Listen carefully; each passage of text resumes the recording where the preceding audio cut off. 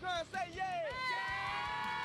Look at that big, juicy booty. Hot like a tamale! Be offended.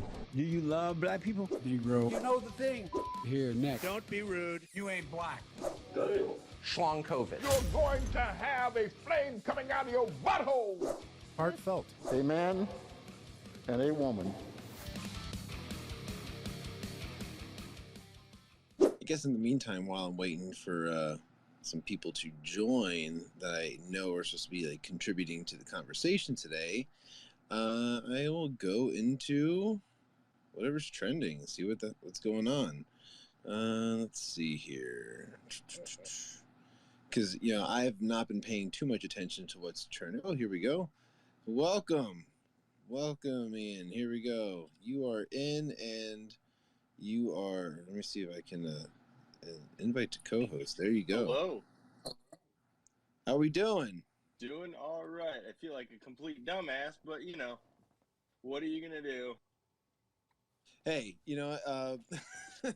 we've all made those dumb mistakes before in the past, and that's not even that bad of one. It's just kind of like oh yeah, I missaw that, I misread it, whatever. It just sucks because I had everything edited, everything all the titles and the little logo animation, everything ready to go, and then and I even had the final video rendered and uploaded to fucking YouTube, right? And so then I go and I try and tag for the Patreon episode you did, and I tried to tag that on Twitter, and I'm typing it in, and I put I am Shawn Cav, and I'm like, why can't I find his fucking, why can't I tag him? And I'm like, did he what? I was about to text you and be like, did you block? What the fuck? And then it just wasn't working between me and you. I figured this was an easier way just to ghost you. Yeah, exactly. Asshole. I don't want to have to say no or avoid this guy anymore, so I'm just gonna change my handle and then I'm gonna block him. What a dick. No, I was just like, what the fuck, dude? This doesn't make sense. And so, and then I went back and I was like, wait a second. And so I went into my messages and I was like, I'm Shawn Cav. Yeah, I'm. So then I had to go back into Illustrator and make the title again, the PNG for it, then go back into After Effects and load everything up, which I'm doing right now and trying to re-render, and then I have to go and replace it on the actual episode and then render it, which takes 4 hours because it's a 3.5 hour fucking. Yeah, so you just burn it all down. Yeah, exactly. So I literally burnt down everything I did before. Wow. Yeah, that sucks. But hey, now I guess. Yeah, exactly. I won't ever forget your handle ever again. Oh well, that's all good. So how you been, man? Been good. Just it's been a crazy past 24 hours over here. We'll get into all of that. But besides that, it's right now I'm no matter how many flights I've been on, I always get the day before jitters. Every single time, I'm every flight I ever go on, I'm the day before, I'm I get these weird, I don't know, anxious kind of vibes. A lot of anxiety kind of takes over, and I'm constantly triple checking to make sure I got everything. Now, I'm pretty much set when it comes to the work stuff, but I don't know, for whatever reason, I'm always double checking and triple checking to make sure I have my chargers, my enough clothes with me, and my medications, all that type of stuff. I'm constantly oh my god, do I remember that? Because once you leave the house, there's no turning back. It's you have to keep moving forward. Yeah. And that's tough. Yeah, no, I get you too. It's before taking a trip or whatever. Oh yeah, every time. Hey Pixie, thank you for joining. If you want to join in the conversation at some point or whatever, if you want to come in and join, by all means. I'm gonna try my best today to remember to plug the podcast and stuff like that, just because I typically will do when we do these chats, and a lot of times I'll just forget to ever plug the fact that I do Sippin with Shawn and you do Til Death Podcast and stuff like that. I forget to do that, and then like and then we're working on doing this one as well, like the whiskey capitalist, So yep, a lot to try and remember to plug in there here and there, but I guess like since like these things are being recorded, we could probably just get right into like some of the stuff that I wanted to talk about today, because like man, like it's just the past 24 hours have been insane with the amount of stuff that's been going on. So like I don't mind disclosing like basically where I'm located and stuff like that. Like my hometown is Easton, Pennsylvania, and right in like the heart of like the Lehigh Valley, and it's a pretty like well-known kind of area and whatnot, like I think made famous by Billy Joel's Allentown, and so I always use that whenever someone's like, I don't know where you're talking about. I was like, the Billy Joel song Allentown? Yeah, well, it's about Bethlehem, which is kind of close to where I live. And they're like, oh, Jerusalem. Okay. Yeah. Oh, little town of Bethlehem. Yeah, exactly. It's very, very, very Christian. No, like, yesterday, like there's the history behind like the reason there was like a festival and whatever like that on the 10th of July. Or it usually falls on the 10th, but they always do it like the Sunday after the 4th of July. And that the reasoning for that is because after the Declaration of Independence was signed on July 4th, they took it and they read it in Philadelphia. And then the first place it was read outside of Philadelphia after being like signed and everything was Easton, Pennsylvania. And like it was brought there. It was read like right in the town center square where there's like this big monument and everything to it wasn't Ben Franklin who showed up, but it was like one of his like gophers who came in like I forget the guy's name, but like so like that's a cool little part of history there. So like there's always like a festival every Sunday, and well, not every Sunday, but every Sunday after the 4th of July, and I read there's I tried to read up a little bit on it, and it said like every like the closest Sunday to July 9th. Yeah, they try and have it. Yeah, and that's usually where it falls. So they always do this big fireworks display, and everyone gets on the bridge, like stands like in the street, and like there's like big fireworks display that goes on at night, and it's usually pretty cool.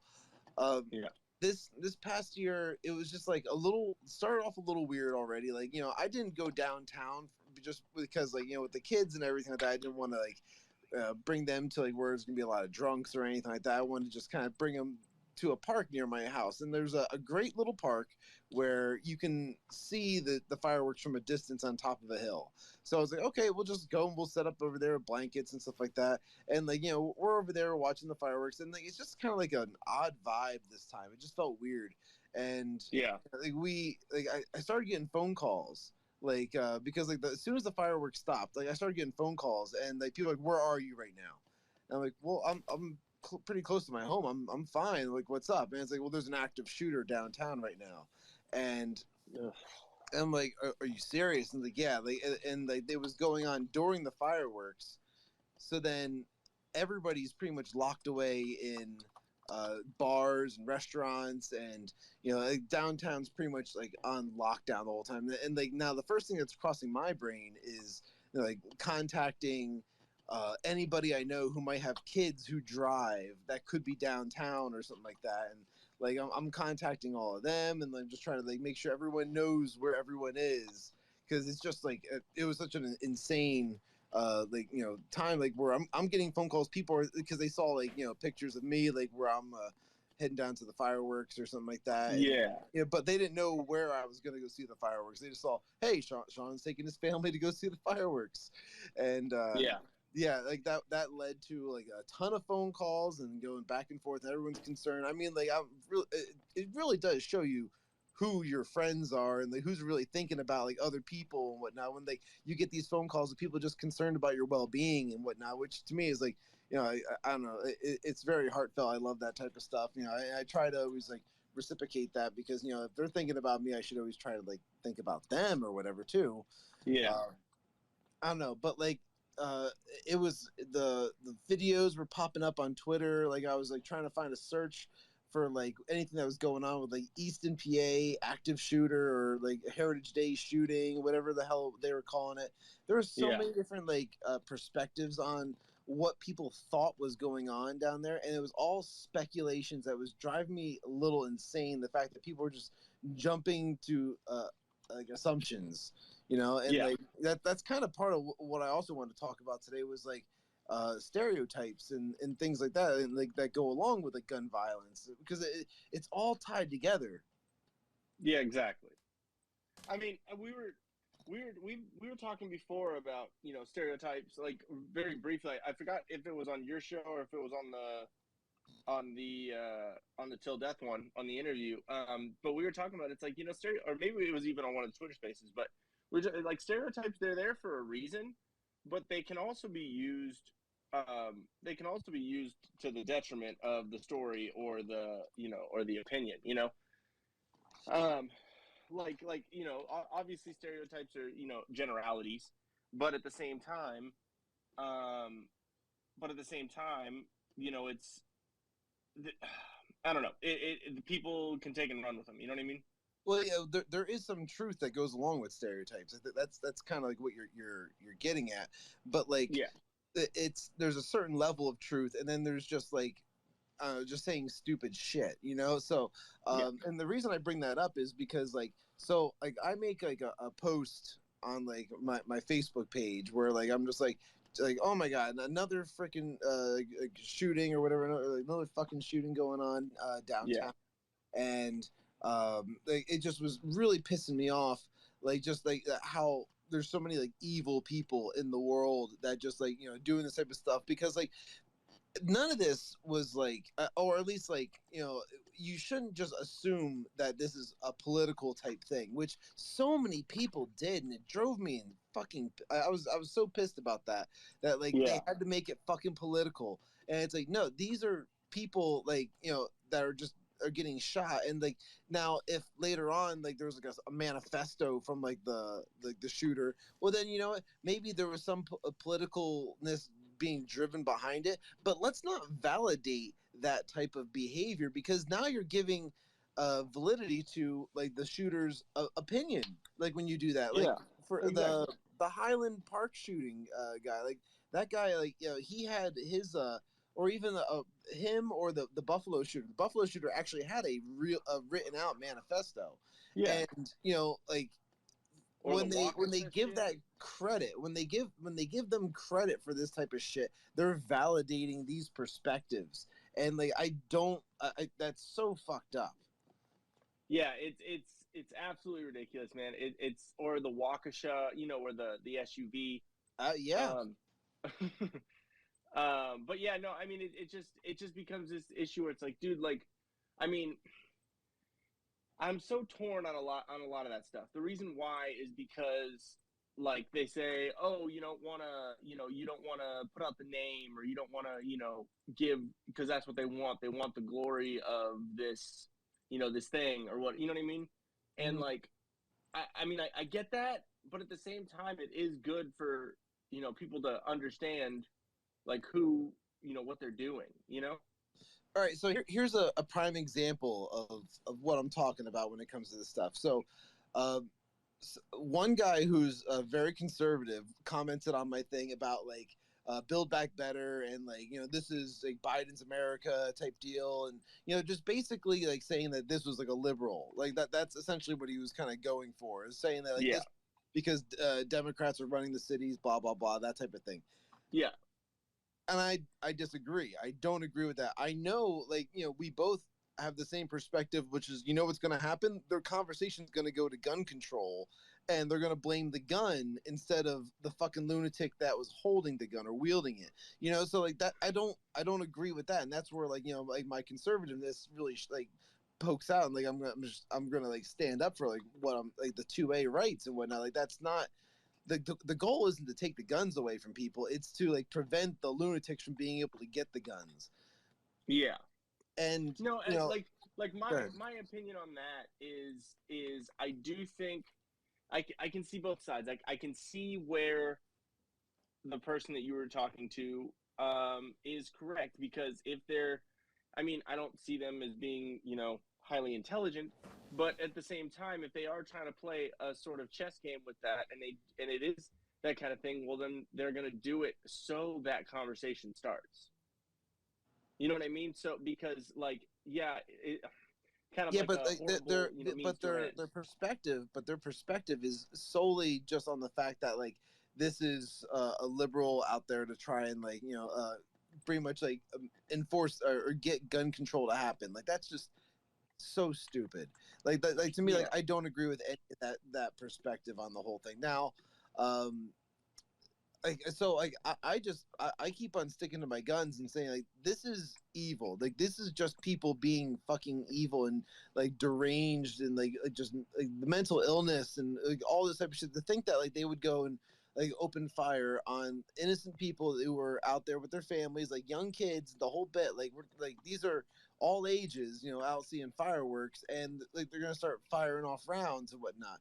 So this is all still basically like last night when this is going on. I wake up to this morning to one of my actual like Democrat, like liberal friends who sent me this book long text message that he was so pissed at me for that guy having that comment on my post where like he's like, you can't validate that type of behavior. I'm like, what are you talking about?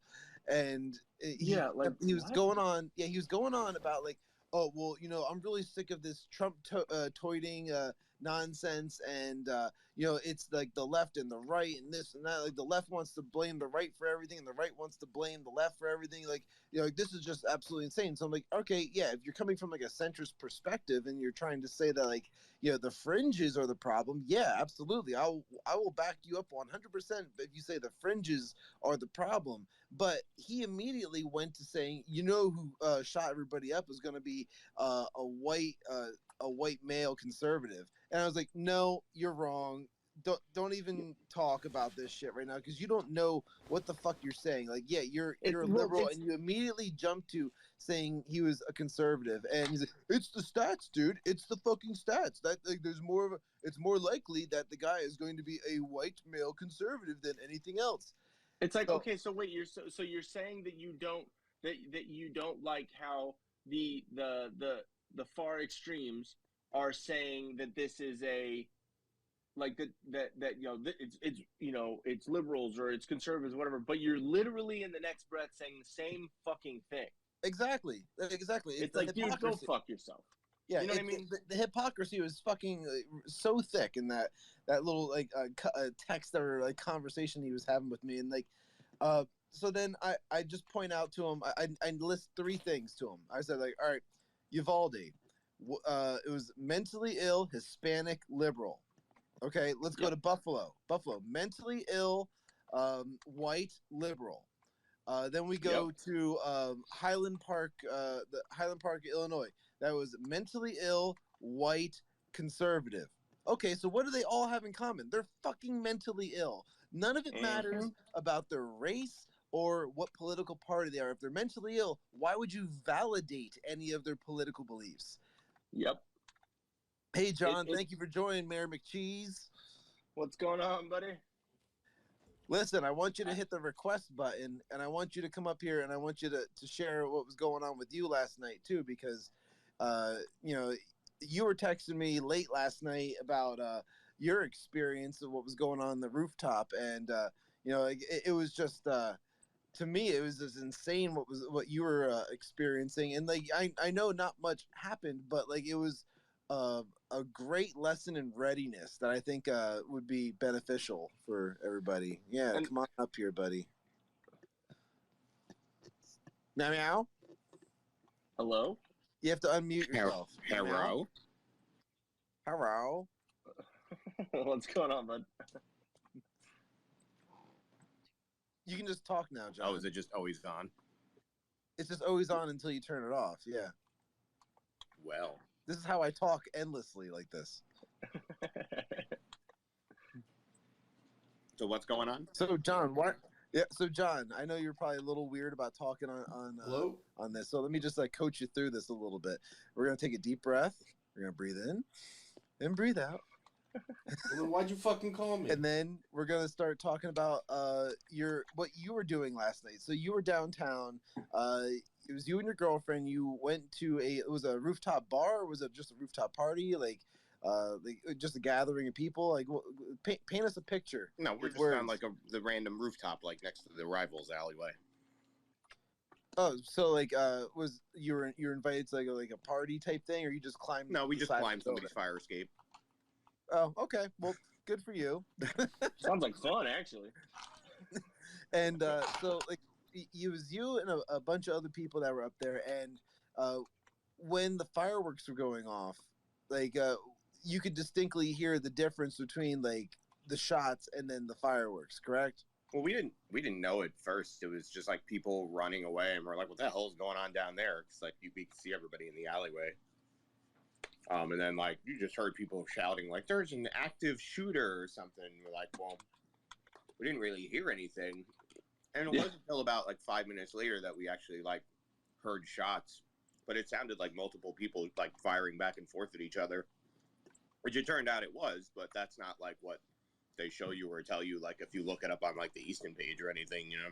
Right. Yeah. There was a lot of misinformation that first day. Like, well, it is still technically like the first day, but like the first like few hours of everything that was going on, so much misinformation was being out there. But it turns out it was a dispute between two young black kids that I guess were in the high school, or at least one of them was still in the high school, because the kid who got shot in the leg, he wouldn't cooperate with police when they were asking him like, oh well, who was it that did this? Who shot who shot you and this and that? Wouldn't give him any information. So then I'm led to believe that like, okay, is this like gang affiliated, or is this just some kind of beef like between the kids that they're like, I'm not no rat, I'm not gonna rat on him. Yeah, the kids had to know each other. Well, of course, because it was definitely a targeted shooting. If only that one kid ended up getting shot. Well, just from like the people that I know that were down by the river, I guess one of the kids got stabbed. Yeah, that was afterwards. So like after that was the beforehand. Shooting, that was beforehand. No. From what I've been told, that the stabbing happened after the shooting. No, because the stabbing was in the park. So the stabbing was in the park, and there was 1 to 3 gunshots in the park. That's why everybody started running. The actual shooting happened, what might have been 10 minutes later, up on Northampton Street. Okay. So it wasn't where the kid actually got shot wasn't even like in the festival area anymore. Okay. Yeah, because I mean, like they had the whole like Larry Holmes Drive, which is right along the river. They had that all basically like, blocked off from like what right. That there were shots there, but nobody was actually hit at Larry Holmes. Somebody got stabbed at Larry Holmes, and then the kid actually got hit in front of the Estonian Hotel. Yeah, I was trying to like to read up on it as much as I can. I think I looked at that same thing that you were talking about with the Easton paper or something. Again, I don't live up there. I don't know the area, so like it was kind of looking at like, what the fuck am I looking at? But yeah, it said something that someone got stabbed afterwards, and that it was about some high school beef or drama or some shit. Right. The shooting where the kid actually got hit was the last part of it, and then the kid that supposedly shot him fled over the bridge into New Jersey, which is only making things worse for himself because now it's a federal crime. Yeah. He crossed state lines. Yeah. But that won't be an issue, though, right? The stabbing was way before that, apparently. And what I find quite interesting about the whole thing too is that if it was because you were saying you were getting into Shawn, you were getting into a little Twitter spat with someone about it being white. Oh yeah. So as soon as that article, when that article came out, I what? immediately sent it over to him like, oh, the shooter is described as a tall, thin black male. I didn't even see that it said a black male. I'm surprised that they even did that, because if it has something to do with someone who's white, then they're going to try and prop up that narrative of it being all white people. But they don't. But when it's when it's black, they don't say that anymore. Yeah, they typically I don't really don't. think they had a choice here because there's too many people that saw it. Well, yeah, exactly. But it's one of those things where it's just like, okay, well, why don't we have full transparency on all sides? Like, I don't like when I hear a story about, you know, in a certain area or from a certain, you know, in this, you know, a certain scenario, then yeah, again, stereotypes and by what we've seen in the past, like, yeah, of course I'm gonna have my initial thought about it, be like, yeah, that sounds like it's probably some like gang beef or something, and so I'm gonna think that. But like, why don't we be transparent and say this is because that's the only way that you can handle a problem is know the facts and then go at it. You know, it's like typical Easton to describe it that way or leave it in that light, because Easton would much rather say that it was a festival-related incident than call it what it was, which was just downtown Easton gang violence. Yeah, exactly. But they're not going to say that's what it was, because that makes people not want to come to Easton. Yeah, and it's like, well, and that's kind of fucked up too. You know, I would much rather be known as like gang violence than them trying to say like, oh, it's a festival related like shooting. Like that's worse. It's easier to try and portray it as an isolated incident if it was like, oh, it was just because of a festival or something. Yeah, but like, think about that. That's gonna destroy that festival moving forward. And the other thing that they don't mention in the articles is that it actually wasn't the only incident that night. Apparently in Southside there was reports of shooting well before then, hour before the downtown incident. Really? So I mean, obviously it may or may not be linked together, but they don't even mention that that's even a possibility.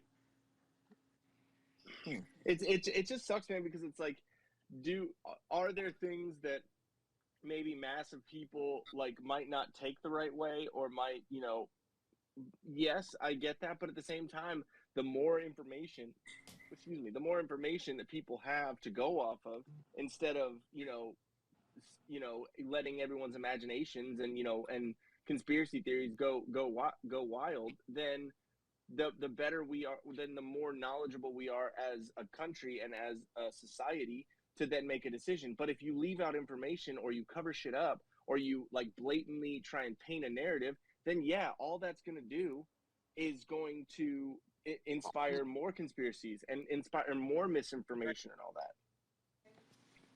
Now, one of the things that I also wanted to touch on was like, so like I brought it before about like the one guy who was messaging me, like, and he immediately jumped to the fact that he was saying that it was a white male conservative. Like he was like, no, it's more than likely that. Like I brought up the whole fact that like statistics will show you that black on black crime is going to blow any other like crime rate out of the water, like when it comes to like shootings and things like that. So like this is like, you know, besides like the whole Heritage Day incident, you know, I'll go online and I'll see like, you know, a bunch of like the very, very liberal people that I know on Facebook, and they're all constantly shitting all over what they call redneck Republicans, or Republican redneck, whatever way you want to like categorize it. Trumpers. But, like, Trumpers, and then they immediately make them uneducated. They immediately make them out to be hicks, and like gun-toting like hicks and all that type of shit, like just like marrying their sister and all that type of shit. Like, so, like, to me, it's really derogatory to think that like, all right, just because someone like votes R, you know, like that they immediately jump to the fact like, oh, well, you have to be a fucking moron, and like they immediately jump to like, you have to be like a redneck. And the thing is, like, you know, a redneck, some people are proud to be like considered rednecks, you know, living in the country and just kind of like driving around ATVs, and when they're like, yeah, I'm fucking proud to be redneck, you know, like they'll own it, you know. And like, you know, we shouldn't be ashamed of being like Republican either. I'll tell people like every time, like, yeah, I'm a registered Republican. I vote R every time if I can, you know. Like, you really got to convince me otherwise, you know, to vote Democrat, you know. And like that would take a lot, you know, just because where they are. To me, it's like I'm definitely, you know, like I've told you before, like growing up, I'm more conservative, you know, Christian with my family and whatever, and growing up more conservative. But as I've gotten older, I see myself as more libertarian, because like, dude, I don't care what you do. I don't care. Like I don't care what you do in your own house. I don't care what. Just don't force me to do shit. And well, the don't thing cause with me- libertarian is like it's there's certain levels or different levels to libertarian, of course, where like you understand that like government should have limits, but you still need a federal government of some sort, like like that can't go away, but at the same time, like limitations are important. So like like, in I think moderation. Crowder was one of the guys who always advocated for that. He's like, libertarian to an extent. Yeah, exactly. So like I'm more libertarian, but I don't see anyone. I haven't seen anyone on the libertarian ticket or the Libertarian Party, besides maybe a Ron Paul or a Rand Paul, that has done anything to bolster that third party. So what am I going to do? I'm going to vote closer to my conscience and closer to what I think is the closest to my beliefs and my ideals, which is more conservative than it is, liberal at every fucking point. And you're out in California where it's like, it's very few and far in between when it comes to our votes and things like that. Yeah, so, my vote doesn't fucking count here. Yeah, and like out here in Pennsylvania, we are primarily a conservative state, except for the cities, which, we have like Philadelphia and like, the Lehigh Valley is like one of the three top like areas of like densely populated spots for Pennsylvania. So it's like you have like Harrisburg, Philadelphia, and even Pittsburgh, but then like the Lehigh Valley as well. Like those are densely populated areas of Pennsylvania, and they all vote blue. So like, it's just like you're not throwing your vote away, but like it's not really helping a whole lot either. Just because like you're dealing with like people who are just basically living off the government, who are instructed like, all right, well, if you're gonna get this government aid, make sure you vote blue. You gotta register Democrat. Like, but they don't see that as like trying to like. They're not farming votes that way. They're just like, oh well, no, we just did it for you. We signed you up. it's the thing that amazes me. But then again, when you look at most Democrats and liberals, they're educated, quote unquote, but they're idiots. And like, you know what I mean? Like, you can go to fucking school all you want. That doesn't make you smart. That just means that you learned how to pass a test. Like really, like. And I mean, I'm not clowning anyone goes to college, gets their shit, whatever. But just because you're force fed a bunch of shit and you believe it, that doesn't mean that makes you smart. That just means that you went to school. Okay, cool. But like, the thing that I think is like, dude, like, you realize that the Republican Party was made up by Lincoln because he wanted to oppose slavery. Like, because the Democratic Party in the South wanted slavery still. Like, so what? Like, none of these Democrats know their history. Well, they always like to say the party's flipped, which is false. No. They just don't like the history. The only Democrat that switched from Democrat to Republican was Strom Thurmond, and Strom Thurmond was an avid white supremacist. Yeah. Yeah, and the only reason why he switched later in life was because he saw the error in his ways, and he was like, the Republican Party is more to my ideals of not being a racist piece of shit anymore.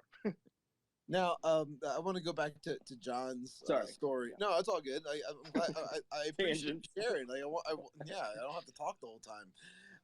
But I want to hear. I want to have John telling the story, like because like last night, he spoke about like the whole readiness thing for like these types of scenarios, and I had a conversation with another friend of mine who he is always he's always constantly like concealed carrying.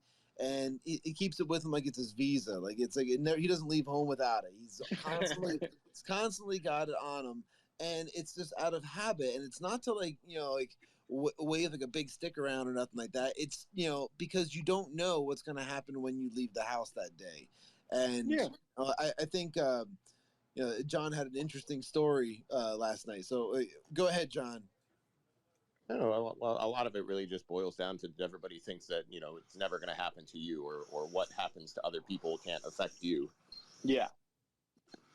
Whether it's with we see like these women's marches and the Black Lives Matter marches where people have like you're pushing your baby in a stroller through a riot in the street, you know, like, oh, my baby's first riot, it's my baby's first protest, and it's like, yeah, wait till your baby gets hit with a tear gas 40 millimeter round. You're a beanbag or some shit. Like, it'd be terrible. Right, but like that's kind of thing is like people don't think it happens to them. Just like, you know, last night it's, you know, people are scared and you know, to a certain extent people over exaggerate almost to, you know, to virtue themselves, where it's like, oh, I can't believe I went through that, and you know, me and my family went through that, and we're terrified and traumatized now. Like, people get shot have you ever been to Allentown? Like, people get shot all the time here. It's not like a new thing that happened. It's not something that happened to just you.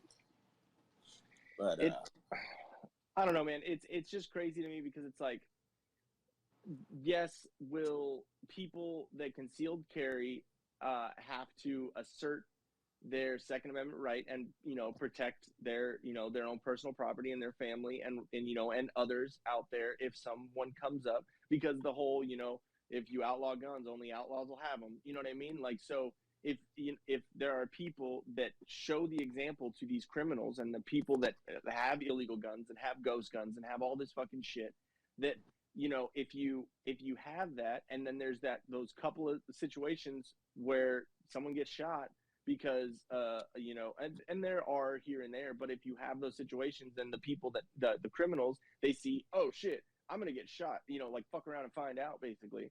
And if they it's gonna take a second. There's gonna be a couple of, you know, tragic situations, but change is chaos, man. Like you have to go through some shit in order to change for the better. And I think it's a perfect example of that. Like if people were able to concealed carry and protect themselves in these situations, a lot of these situations wouldn't fucking happen. Sure, but it seems like the majority of the response, at least, you know, socially, through people, if you look on either Facebook or Instagram about this particular situation, is they just go, well, I'm never going to another festival or large gathering ever again. So it's like, rather than protecting yourself or your family, your goal is to just cower for the rest of your life, basically. Yeah, they're going to go under a rock and hide. That's the game plan now for a lot of people. I'm never leaving my house because guns. Yeah, and now you think about that even further. Like, you know, we have another festival coming up, like in the next like month or so. It's called Music Fest. It's like a big, like, nationally recognized like festival in like the area, and like lots and lots of acts come from all over. It's like a really big thing, and it fills up the entire city of Bethlehem basically. And now like you figure there's going to be so many people cowering in fear that are from Easton, like, about like, oh, well, I'm not going to go there. You know, Allentown's not going to give a shit. They're going to still go. Bethlehem's still going to go, because, you know, Bethlehem people, like from what I've noticed, they don't seem to give two shits about the neighboring city of Easton, even though, like, you know, that type of shit is like right in their backyard. They don't fucking care because the same stuff happens there too. Right. Yep. It's just sad. I mean, we were talking about this before, also talking about the, you know, the emotion of fear, you know, and talking about how fear is an emotion, and a lot of, you know, liberals and Democrats, they run more on emotion rather than actual like facts for the most part. So of course they're going to have this fear of gun violence, or they're going to have this fear of the small percentage, you know, the Roe conversation. Oh, there's going to be people, you know, that there's going to be women that die in pregnancy, you know, there's this fear and like all of these things. And it's like, dude, like, I understand that if there's fear based on facts, based on factual fucking evidence and data, and then yes, this is a fear because of it. But just because you have fear doesn't mean you don't have to face your fear and figure out a way to be done with that. You know? Mm-hmm. It just comes to a point where it's just like, dude, can we stop being fucking pussies? Like, can we stand up for ourselves as people and say, no, I don't care what race, color, creed, gender, whatever you are. If you are fucking with people and you're fucking with kids, you're causing crime, you're doing all these things. No, we're gonna stand up and point out that this is not right, dude. Well, it's evil. It's evil. What Exactly. it all boils down to. And like the thing is, if there had been one person that was a good guy, let's in quotations, a good guy that was holding a gun, that like saw what was happening and just fired one round that either like whizzed past the kid or like got him in the belly or got him in the leg, that kid would never ever do something as stupid or as foolish like that again, because he didn't realize, hey, what if I'm the one that gets shot? What if, like, you know, they're not putting themselves in that perspective. Why this is why they do stupid shit. And you know, like if there was more people that concealed carried, then there would be less people thinking that they can get away with going and shooting other people, because like there's a good chance somebody might shoot you back. And like there's a lot of maps with statistics out there, you can pull it up, where it's it'll show you where gun violence is the most prominent, and it's mostly like the Northeast or like the West Coast. Like you'll see some, Chicago. Like you'll see like the major cities. Obviously, Texas is surprising that there's as much as there is. But like you look in sections that have like constitutional carry, and like, you know, like places where you can own a gun and you can keep it on you. You don't need to have a permit. Like you know, as a U.S. citizen, have a right to carry it. And in those areas, like the strictest gun laws in the country, right? And they have some of the highest murder rate. Well, exactly my point. Now, you go to these places where it's completely legal to conceal carry because it's a constitutional right, and there's but there's extremely less, like exponentially less gun violence, because it's more of a risk. It's a huge risk to go and try and pull something off like that. Well, you know, it also comes down to the fact of, if you really get down to the like mental state of a lot of people, of a lot of these issues, or a lot of the people that are dealing with this, not only are they probably have some mental issues, but they also think about themselves before any other. And so if they're thinking about themselves, and that's why they want to steal or, you know, or hold someone up, or, you know, do any of these things, commit these crimes, then they're only thinking about themselves and their situation and how they are affected by whatever. So if they know that, holy shit, I might get shot, but someone might shoot back, someone might stand up for themselves, they're thinking about themselves. But hey, it works in our favor because they don't want themselves to get shot, so they're gonna not do this shit. It's not worth it. My point exactly. Yeah, that's exactly my point right there. Where it's like, you know, you put a little bit of fear into them of like, you know, a good guy. You know, then next thing you know, like there's going to be less crime because they don't want to take the risk of getting themselves shot. Yeah, it's still hard to use, like, you know, everybody wants to use like the mass shooting incidents to paint like this picture of anti-guns and gun control, but it's like you can't take people that are mentally ill and you use them as poster children for change. And it's like, you know, because somebody that walks into a school with a rifle, it pretty much knows that they're not coming out of that school. There's no escape plan to that. That's the end game. Yeah. There is no fear for that person anymore. And it didn't have anything to do with gun control or police readiness or even anybody else concealed carrying. Like, that person was going in and not coming out. So yeah, they could give two fucks about laws or any. It's like, dude, like you were saying, the most highest shooting, you know, rates and, you know, and gun death rates happen in places where they're the strictest gun laws. And, you know, it's like, so you're saying the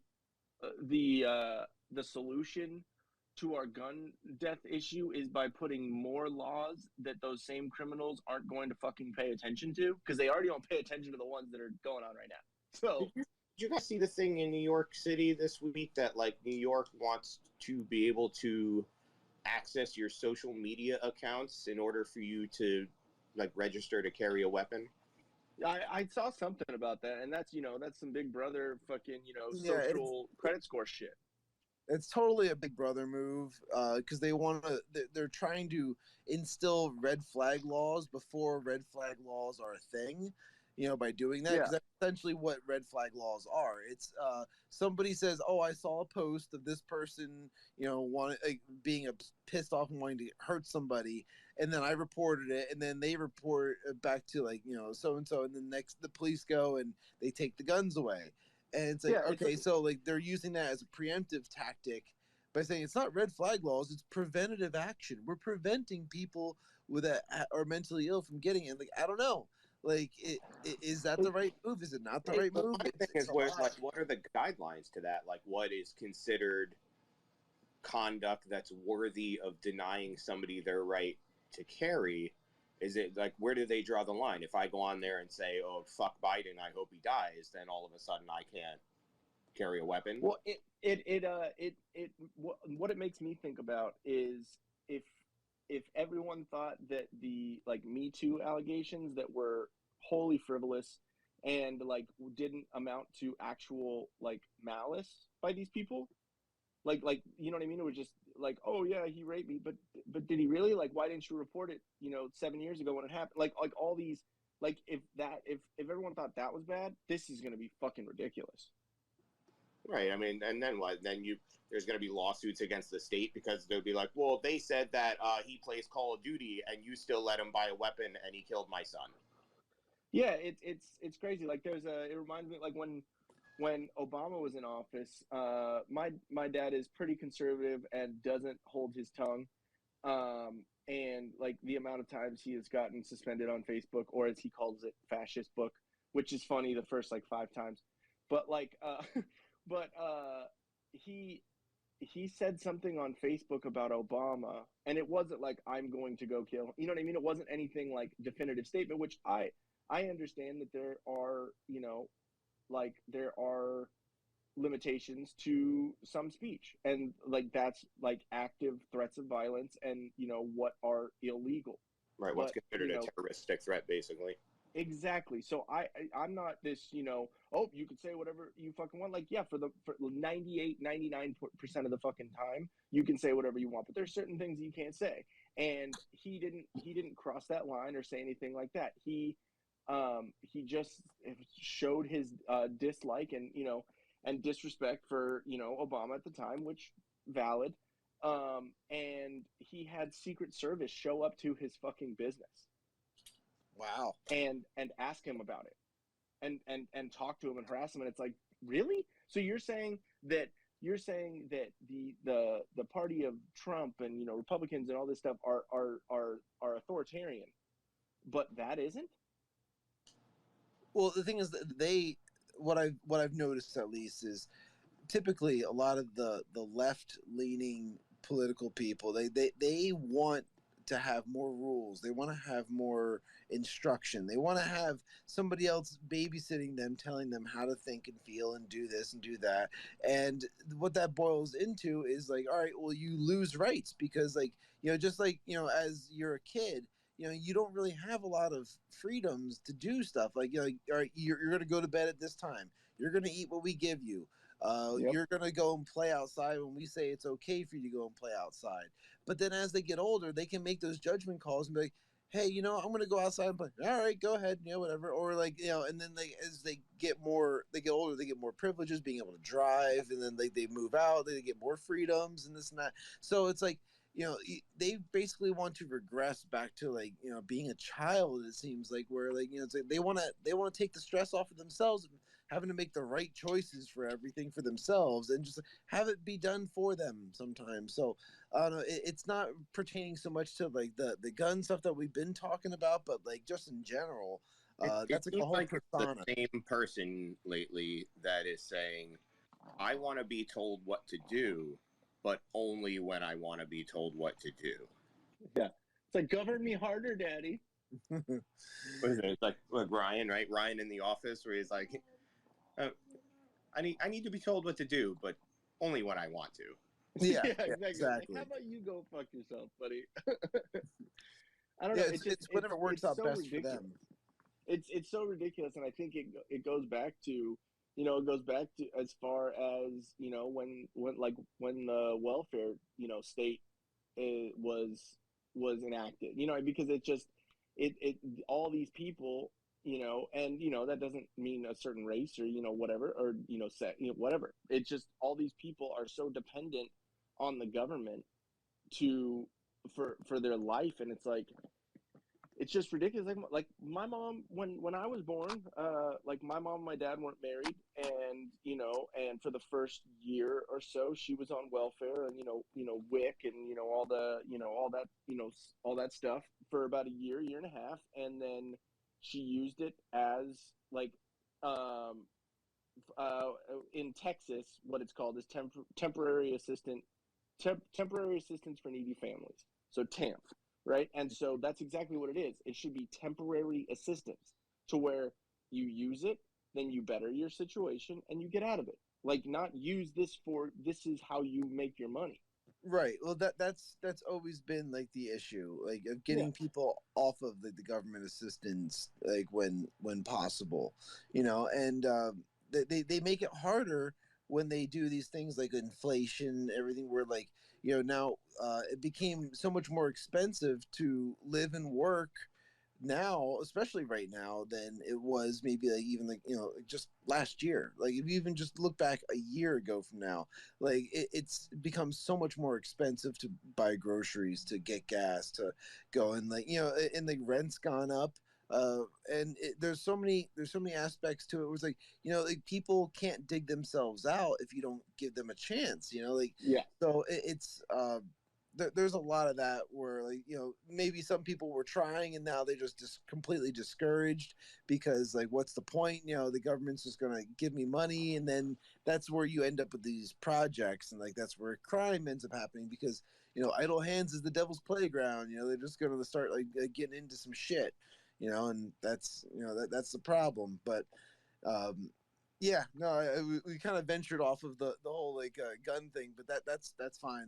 This conversation. So one of the things I see a lot on Facebook now is like the whole, I guess you could even consider it a joke at this point that people make, that people our age and our generation can't afford to buy homes, or aren't buying homes for one reason or another. And I don't think I thought about that earlier today when I saw it, and I was like, that's not the real issue. The real issue is going to be in 30 years from now, when all those people that didn't buy homes, all those people that can't afford to own businesses are 70 years old, displaced, have nowhere to go, have no retirement, have no supplemental income.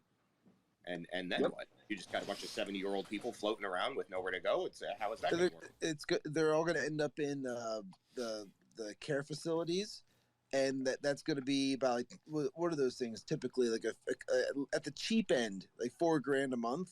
Right, like, but you're not going to have. That's on the low end. So like, but like that, all that money, the money that they maybe had saved or anything like that money is just going to go and get burned. And it's not going to go to any of the families and the kids and this and that, because who knows if they even instilled in the kids to be able to have anywhere to go. Like, I don't know, like, you know, if it becomes too expensive for people to be able to own homes later on, it's like, well, you know what, like, I own mine, and, like, my kids can have my place until they figure out what the hell they're doing, you know, like what they're doing, you know, and hopefully you have kids that, like, you know, grow up and are smart enough to where, like, you know, they can put money away and, like, you know, be able to own a home or something like that, or at least, you know, take the leap and get the mortgage, you know, get the mortgage and just be in debt for the rest of your fucking life. At least then you have somewhere that's yours. Yeah. I don't know. Right. I mean, but I think, like, I know for me, like, I have no fucking idea how I'm supposed to retire, or even how to begin retiring. You know, should I ever even live that long? And I feel like if you ask 9 out of 10 people in our age group the same question, you'll get the same answer, and that nobody has any fucking clue what they're supposed to do when they hit retirement age. Mm-hmm. Yeah, it's a tricky one. I will say that I married right, I guess, because my wife, she has a good retirement, you know, plan or whatever. So I guess I would be that one, or we would be the 2 out of 10 or whatever. But so luckily, but, you know, not everyone has that same luxury, which sucks, you know. Yeah, I mean, like, for myself, I don't really know, like, you know, what our what my wife and I's plan is exactly. I think if anything, we probably want to like try and find land, like move inland, maybe like Tennessee, Kentucky, or something along those lines. We want to move inward because it's a little bit cheaper living, a little bit more rural. I don't know, we kind of like that stuff, and just like there's a lot of aspects we constantly look into that. We're just kind of like coming up with a game plan, but it all boils down to like saving and talking about it, and just yeah. Yeah, I know, like 401ks and all that type of stuff, So, I hate dealing with the 401k nonsense. It drives me insane. But like, I think about it every once in a while. Like, oh man, I got to make sure that's growing. Yeah. I mean, for me, I've never even had a job where I've been offered benefits or 401k or anything like that. Well, that's because like then you have to create those opportunities for yourself. Like, for example, I have State Farm Insurance, and you can contact them or like about just your insurance company about setting up 401ks or Roths or like 529Bs for kids and stuff like that. So, like my wife uses Vanguard, so like there's all kinds of different. All right, there's all kinds of different options. Yeah, out there, but you have to seek those things out. Yeah, and I mean it sucks because it even goes down to like having to pay tax, having to pay for everyone else's life, because I mean the more welfare and the more government sponsored programs and this and that, the more that it's coming out of the people that are paying taxes and actually working and trying to do that. Instead of you being able to take care of yourself, you got to take care of fucking the guy who's homeless on the street. You know what I mean? Yeah, well, and like that's the thing that I think a lot of the younger generation hasn't really discovered yet. They haven't discovered like the idea of like taxes and paying your fair share and this and that, where they're like, oh well, if you just pay a little bit more, then everyone can have a little bit of something. And like I was telling my wife about the one story that it's about like a daughter who's going to school and works real hard, and like her dad's conservative, and like he doesn't like any of the socialist stuff, but she's always going on like, oh Dad, if you just paid a little bit more, like then other people who don't have as much stuff could have like healthcare and this and that. And he goes like, oh, so you work real hard at school, what about your friend so and so? Like, she's just barely squeezing by with like a 2.0, and like she's got like a 4.0 GPA. He's like, all right, so give her one of your points and you both have 3s, isn't that fair? And it's like, well, no, I worked hard for that. Well, now you're a conservative. Like, now you're concerned about what's yours and what you worked for. It's just ridiculous. It's like there's two things in response to that. One is, the whole saying of, if you're not liberal, when you're younger in your 20s, then you're not cool. And then if you're not conservative in your 30s and later, then you're not smart. And it's like if you don't have a heart, if you're not socialist when you're young, that's what it is. So you don't have a heart if you're not conservative when you're older. You don't have a brain. Yeah, and then also the whole thing of we were talking about it before, is like if you work for something, then you earn it. That's a different feeling than if you are given something. And the people that are given something, then they have that aloofness of like, I don't care, whatever. And wasn't it like when in 1776, when all this stuff was going on and we like threw a bunch of tea into the ocean, the reason why we did that was because of a 3% tax. Like, yeah. We're getting taxed right now. I think we're at like I think it's like 8 or 10%. Yeah, exactly. It's like I think there's a big difference between that. People don't know how to write. They go out and buy construction paper and markers and write, fuck Trump on it, and that's right. China hats. It's just like, dude, like, do you really think a pussy hat is gonna like get your point across? You look more ridiculous like doing that. Like, yeah, well, I know. Well, this was good. I'm glad we had this conversation tonight. Be able to go through the stuff from like the shooting and just in general going through like some of the gun violence stuff and some of the stereotypes that we've been encountering online, and So like, yeah, we're gonna keep doing this like every Monday, 8 p.m. And you can go and you can check out some of the podcasts that we're doing here. Sorry, John, we're now plugging our stuff real quick before we wrap this thing up. Thank you, John, for joining us and speaking on here. So this Twitter space will be floating around the interwebs for a while. But like I do the Sippin with Shawn podcast. It's patreon.com/sippinwithshawn. You can go there and get all your Sippin with Shawn needs and episodes and fun stuff there. And then, Ian, if you want to do your Til Death podcast stuff, and then we'll plug the Whiskey Capitalist. Yeah, so I do a podcast, me and my wife. We just talk about married shit, pop culture shit, some politics here and there, as much as I can get her to talk about. It's a lot of, dick and fart jokes, and, which is what a marriage should be. And then, so it's Til Death Podcast on YouTube, BitChute, Rumble, all the places. If you like audio stuff, we have it on Spotify, Apple iTunes, all that shit. And all of our links are on solo.to /Til Death Podcast. We have merch. teespring.com/stores/Til Death Podcast. And then we also are going to be doing the Whiskey Capitalist podcast, me and you, Shawn. And we just got interviews done.